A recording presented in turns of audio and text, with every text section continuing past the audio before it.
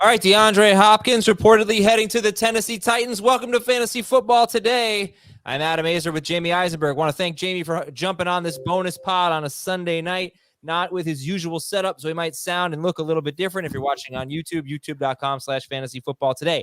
Before I ask Jamie for his opinion on this, please go to tinyurl.com/FFT donate. There is a spot waiting for you in the podcast league. You got to pay up for it, but it's worth it. All right. It's for St. Jude. So tinyurl.com/FFT donate.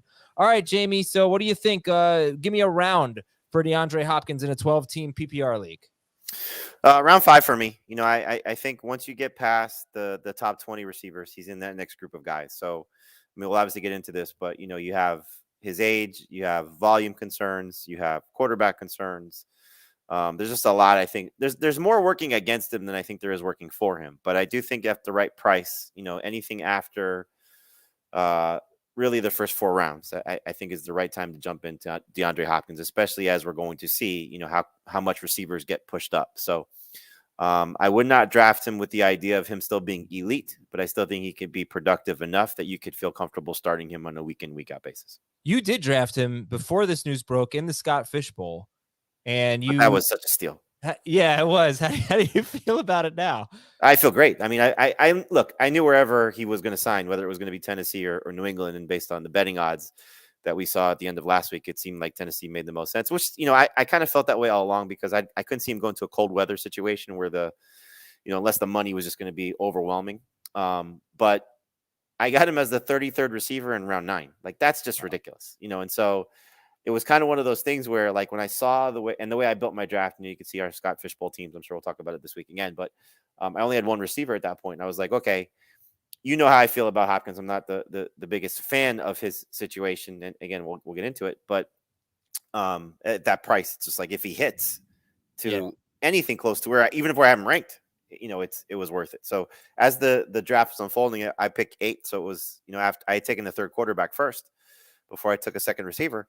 And I was like, man, if this works out well, I'm going to be really happy about it. And it worked out well. Yeah, it sure did. So your ranking, I'm looking at your rankings. They are updated, right?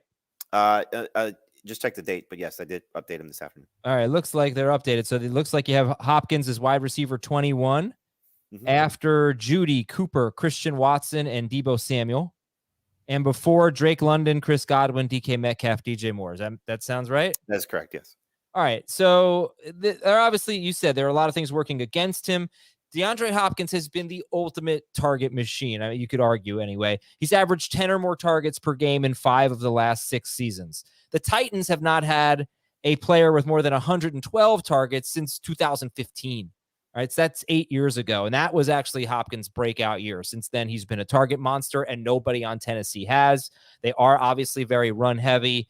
Here's where they've ranked in the last 5 seasons in gross passing yards. If you just go look at most websites, you're going to see passing yards with sacks included. But here's where Tennessee is ranked in gross passing yards: 30th, 24th, 25th, 23rd, and 30th. Let's take a look at those 3 seasons in between with Ryan Tannehill basically being 24th, 25th, 23rd in gross passing yards. It's not good, but it's not terrible. Can DeAndre Hopkins thrive on that kind of offense? Not good, but not terrible passing the ball. Thrive? Yeah, no. Like be a top 10 guy because he's been top 10 per game 6 of the last 8 years. I can't see it, and I think a lot of, what I saw, at least in my mentions, was, can he be A.J. Brown? And, it's such an unfair comparison because you're talking about a guy at 31 versus a guy at the start of his career. Brown started with the Titans. 2019 was his rookie season, was the first year with Ryan Tannehill there. In those 3 seasons that Brown played in Tennessee, he had 2 seasons of just under 14 PPR points per game and 1 season of 17 PPR points per game. He did it basically on touchdowns. 2 seasons, the 2 best seasons were over 1,000 yards and over 8 touchdowns. Can Hopkins be over 1,000 yards and get 8 touchdowns? Sure. I think that's realistic. I don't know if he'll score 11, but I think 8 is within the realm of possibility. But in those 3 seasons, the top reception total for A.J. Brown was 70. That's going to crush Hopkins if he can't get to that. And so it wasn't a full season. Just to clarify, it was 70 in 14 games. Yes, but you're talking in the 80s, which is low. Right. So I think the thing with what you're looking at with Hopkins is I would probably pencil him in for right around 15 PPR points per game, which puts him as a good number 2 receiver if he stays healthy.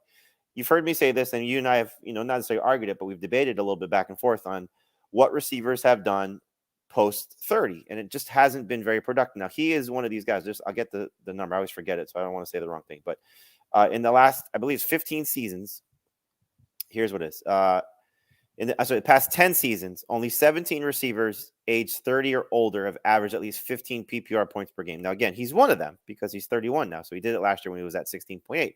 But clearly, this is when these guys start to decline. And so, your counter to that has been the elite guys tend to still put up good numbers.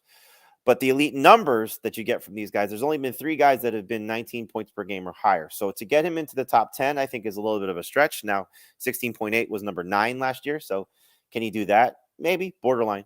But I would say you're hoping for a top 15 receiver type of season, and that's probably a best case scenario for him. So volume is working against him. You say gross, numbers. They've been 25 or worse in terms of pass attempts in the last 3 seasons. 2 of those, they've been 30 or worse. Yeah. So they just don't throw the ball a lot. And now you're talking about him coming in. He'll have all of training camp, which is great. He's obviously a proven guy. And here's one thing that actually makes me a little bit not excited, but feel a little bit better about the situation. Tim Kelly's new offense coordinator there for the Titans. They fired Todd Downing last season. Tim Kelly was the offense coordinator the last season when Hopkins was in Houston.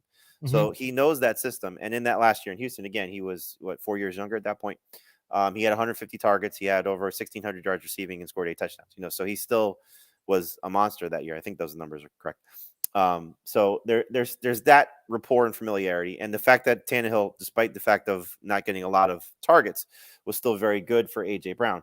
But again, 31, new team, low volume, and the scary part about this is they're still not going to be a great team. I think this makes them a better team. Clearly, if they lose, at what point does the switch happen at quarterback, and they go to Will Levis? Does that matter to you?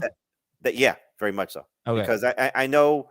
You're going to bring up some of the bad quarterbacks that he's played with. And even if you go back to last year, he played 4 games without Kyler Murray. 2 of those games, he was 18 plus PPR points, 1 13-point, and then the 1 point game, which was his last game of the season. Who knows if he was actually hurt or just wanted to shut it down. But we know he had 10 targets in that game. It was just miserable. So I think the quarterback play will matter because I think if they go to Will Levis, it's almost like we're done as a competitive team. And what does that mean for Henry? What does that mean for Hopkins? And then clearly, what does that mean for Burks and Okonkwo? I'm going to give you a little bit more reason for optimism. Just if you want to be a Hopkins guy, I'm just going to give you some numbers that might. Let me ask before you say this though. Where are you drafting right now? Because you are a Hopkins guy. Well, I'd love him in round 5. I love him, and I think your range is really great. If I just your rankings, so I would take him in a PPR league. I would take him ahead of Deebo Samuel. I would not take him ahead of Keenan Allen, Jerry Jeudy, or Amari Cooper. So you have Christian Watson, and Deebo Samuel ahead of Hopkins. I would put him ahead of Deebo. I don't know about Christian Watson. That would be a tough one, but he'd be right in the same. Yeah, I'm right on board with that. I don't see how you could take Drake London ahead of him. It doesn't really make sense. All the arguments working against Hopkins are also working against London. Mm-hmm. And to me, Hopkins, unless you're just worried that he's falling off a cliff, at his age, then I get it. Otherwise, I'd go Hopkins. So, yeah, I think you're spot on there. I do think a lot of people would have Metcalf ahead of him, but I know you're the low guy on Metcalf. So anyway, Hines Ward, when he was 33, he was wide receiver 13 per game. Randy Moss was wide receiver 2 at age 32. Reggie Wayne, wide receiver 3 at age 31. Marvin Harrison, wide receiver 5 at age 31. Brandon Marshall, wide receiver 3, I believe, at age 31. Wes Welker, wide receiver 7. Julio Jones was wide receiver 14 per game, but he actually had an amazing year. He left 2 games very early at age 31. So it does, you do see it. However, AJ Green missed his age 31 season and then was never the same. Adam Thielen started to decline at age 31. So there are some examples. The other thing Andre Johnson, I think, in that range too. Andre Johnson, I do think he was in. Yeah, he was wide receiver 6 at age 31. He had a 1,600-yard season at age 31. Right. And AJ Brown 2 years ago, or his second year in 2020, he was wide receiver 8 per game that year. AJ Brown, 17.7 PPR points per game. Yep. Yeah, he was terrific, but he scored 11 touchdowns in 14 games, only 106 targets. So that's the You've heard both sides of the coin here. And the funny thing is, Jamie and I totally agree with where Jamie has him ranked. All right. So I have to cut this a little short. We're going to talk about it more tomorrow. And the Joe Mixon news is pretty big too, so we'll talk about that. Go ahead, Jamie. You want just quick poll results of where people would draft him? Because I posted a poll. Yes, and then I want to get to everyone else on the Titans real quick, but go ahead. Okay, so round 3, round 4, round 5, round 6 or later is winning at 39.7%. That's 1,700 votes. But where would you draft DeAndre Hopkins? So 9.3% say round 3, 19.4 round 4, 31.6 round 5, and then 39.7 round 6. Okay, so round 5 is pretty close. Treylon Burks. It sucks. It really sucks, and I think that, again, the hope would be is there's a little bit more volume in the passing game, but hard to expect that given the track record. But in that 2020 season, this was Tannehill's best season also with the Titans.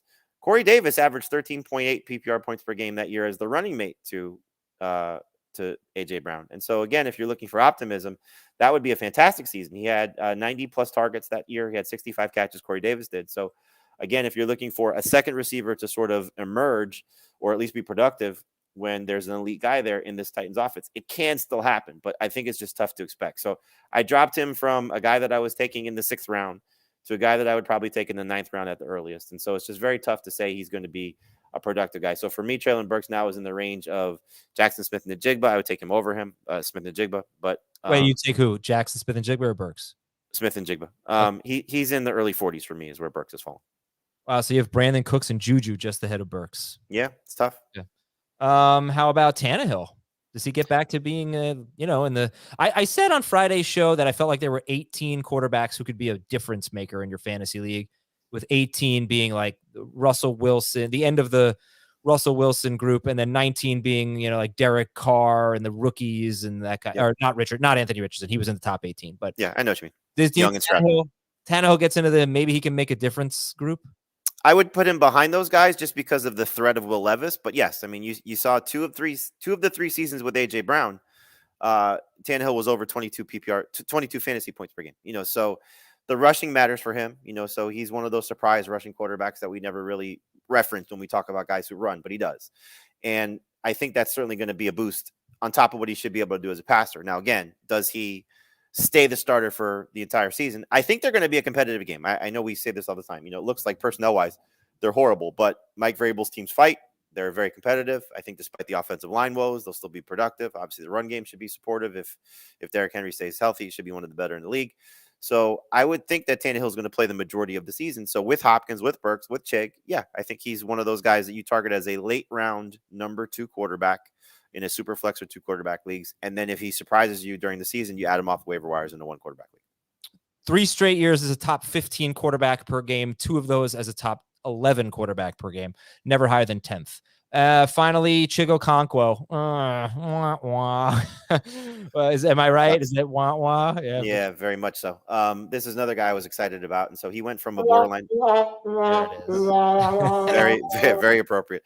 Went from a borderline top 10 tight end for me to outside the top 15. And so just the volume is just crushing. So this was, and what we've illustrated, you more so than anyone, top 2 in targets on a team. No way that's going to be the case now unless there's an injury to one of the top 2 guys. So the best tight end season again for a Ryan Tannehill tight end during the A.J. Brown era was Jonnu Smith. 65 targets, 41 catches, 488 yards, and 8 touchdowns. So if he scores a lot of touchdowns, then I think Chig will be fine, but it's going to be very difficult for him to break out. So I think he's not a bad number 2 tight end to take a flyer on if you draft 2. But if you're going to draft 1, I would rather go Greg Dulcich. I'd rather go Tyler Higbee. I'd rather go Gerald Everett. I just think all those guys a little bit better right now than Chig Okonkwo. And I'm just going to finish with a comment from our chat. And I think your thoughts, your whoever you listener, your thoughts on this comment is going to really influence your drafting of Titans. Hopkins from Alpha Jerk, great name there. Hopkins isn't a difference maker anymore. I don't believe that to be the case, but I could understand people thinking that. Do you think, where are you on that? Hopkins isn't a difference maker anymore. Yeah, I would lean more toward that than him being a difference maker, but that doesn't mean he can't be a starting fantasy receiver. So there are 2 different things at play there. So he's going to make a difference for the Titans. He's going to make a difference for a fantasy manager. He's going to win you a couple weeks. He's going to have, some still very quality, productive weeks. But again, age is a factor. I think volume is a factor. And look, it's just, there's a reason why he was free. I I know the Cardinals wanted to save money and understandably so. Nobody traded for him. It took a long time for somebody to, for the right situation to match up. There's a reason I think Kansas City, he wanted to go there. Buffalo wanted to go there. Why didn't they want to go get him? Money matters. Again, I know that's a huge part of it, but there's a reason why he goes to a team like Tennessee, and the teams he were deciding between were Tennessee and New England.